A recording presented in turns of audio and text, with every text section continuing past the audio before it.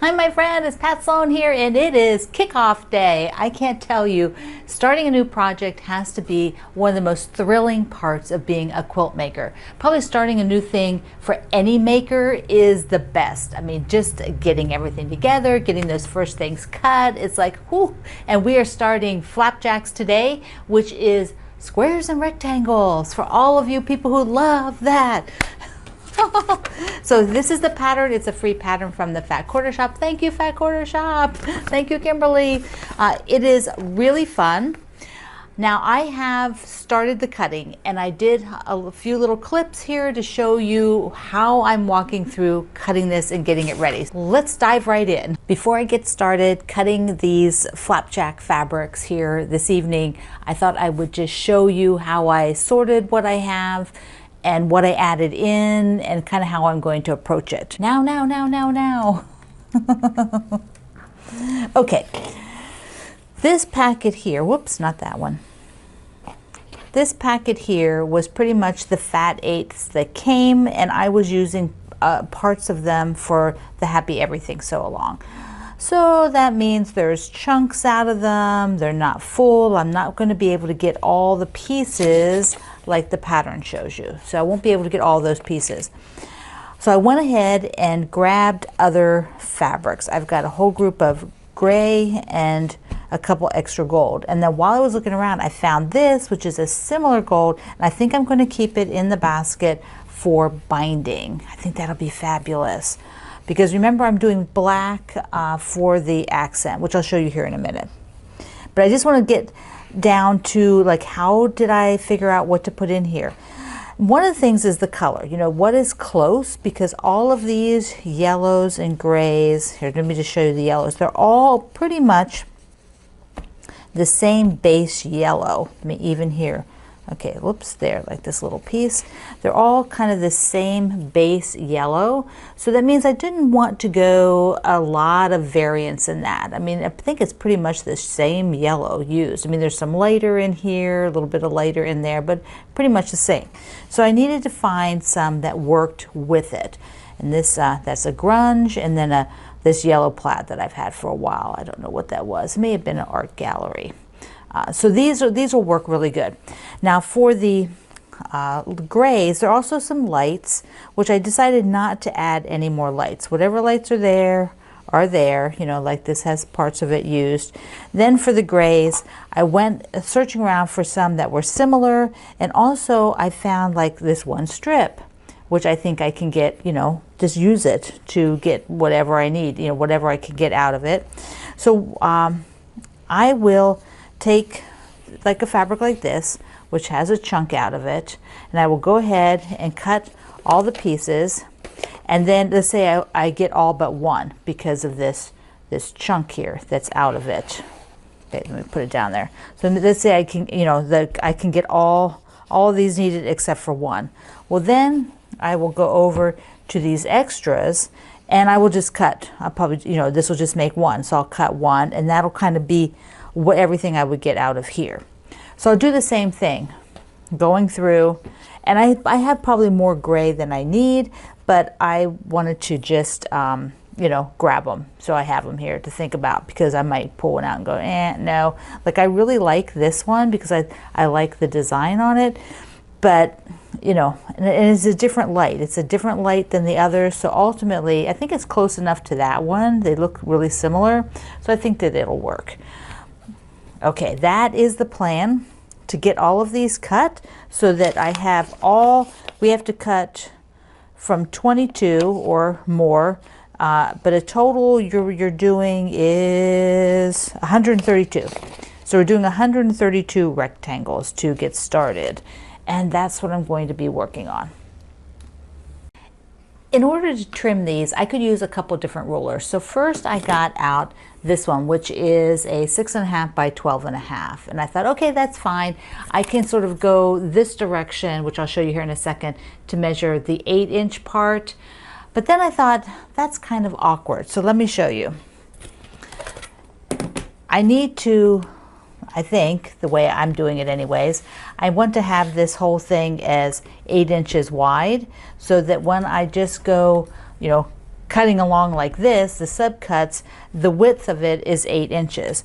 But to do that with this ruler, I would need to, you know, come along and, you know, trim it by, you know, measuring it oddly, or, you know, scooting, that would be the better word. So I'd have to like put the ruler over here and then take the rotary cutter, it's closed, but I would have to be scooting along, you know, cut, cut, cut, scoot, you know, cut like this.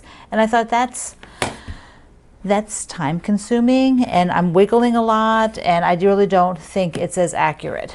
So I got out the 12 by 12 ruler, because now I can work on the 8 inch.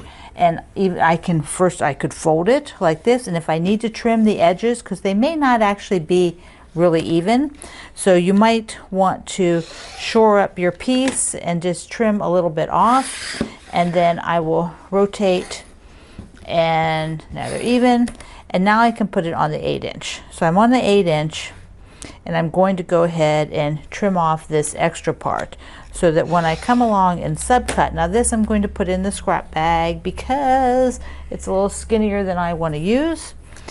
Now I can come along and do all of my subcuts of 3 inches.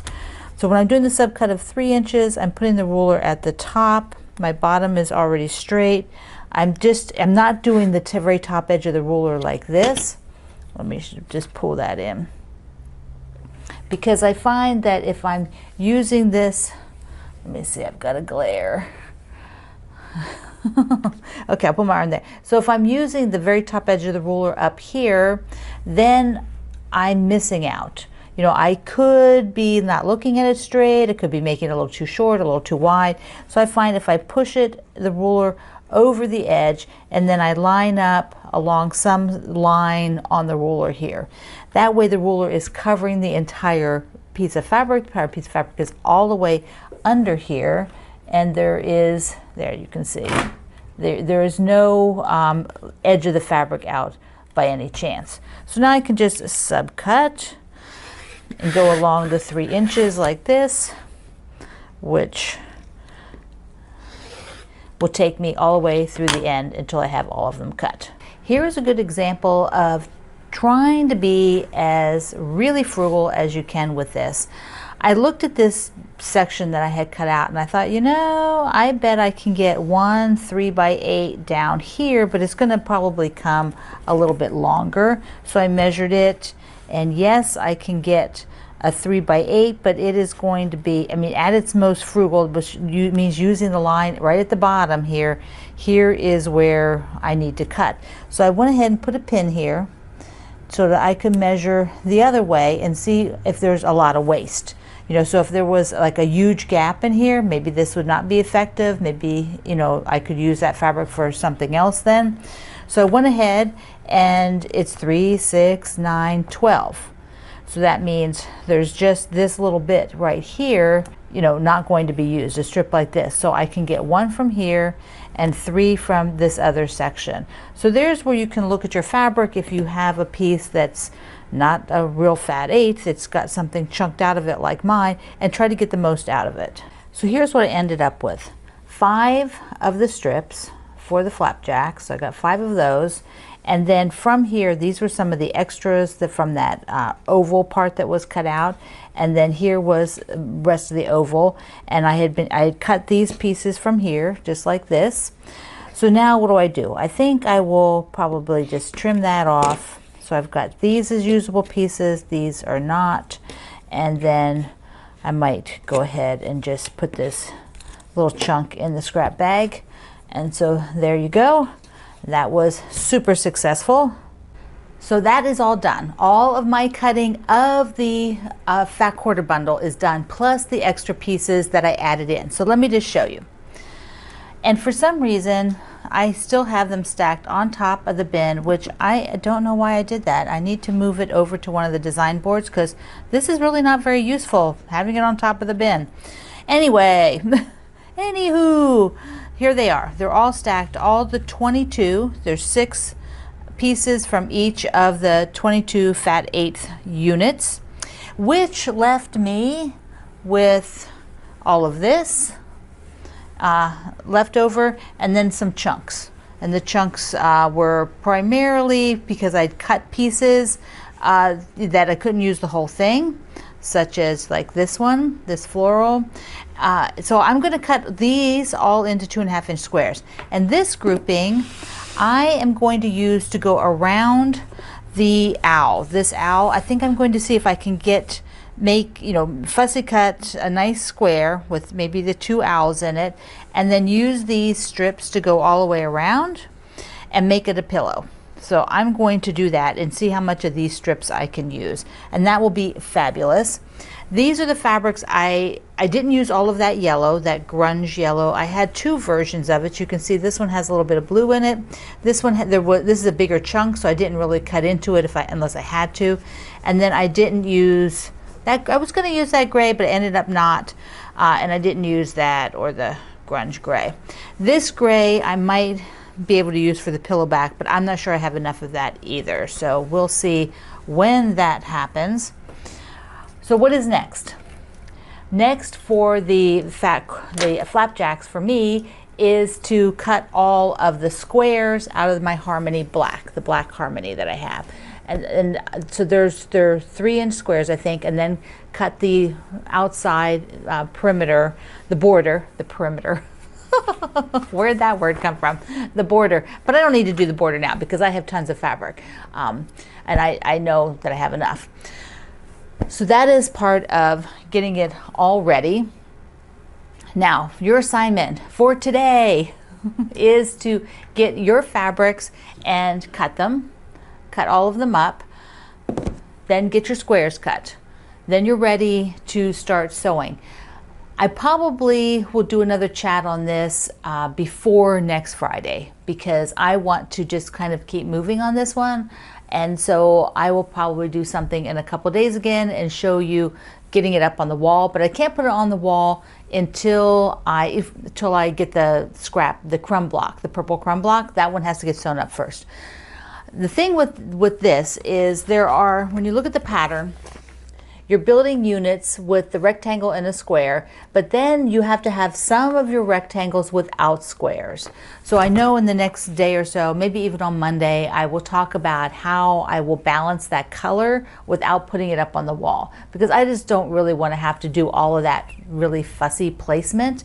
You could place it all up on your wall before you sew anything, but I would rather separate out a group of the ones that will not get a square added to them because they will be the end unit.